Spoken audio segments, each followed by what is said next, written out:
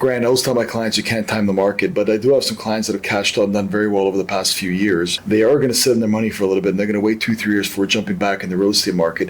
What would you suggest they do with their capital while they wait over the next 2 to 3 years? What are some options they could do that are not real estate related? So there's quite a bit of options available. A lot of people tend to dip into the safest thing, which is GICs. Well, they get anywhere between 3 and 5%, depending on where interest rates are.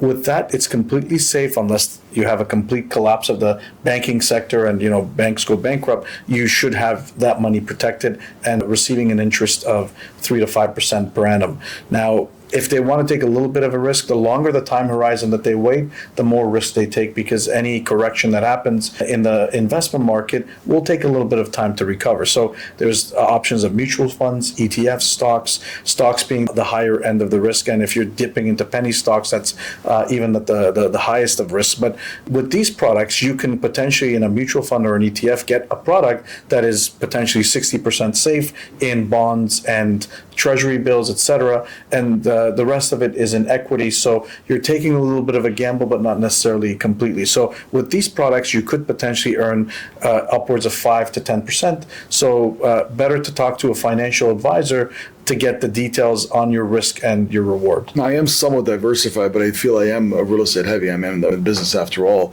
Would you suggest that an investor has a good mix of real estate and non-real estate product to sort of hedge his risk against the market?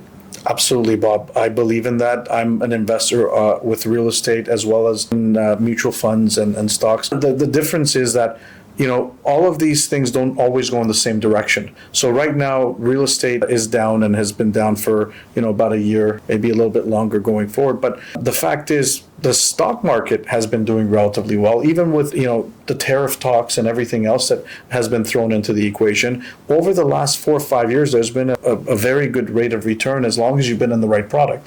So I do believe that diversification is very important, whether that's in mutual funds, whether that's in real estate.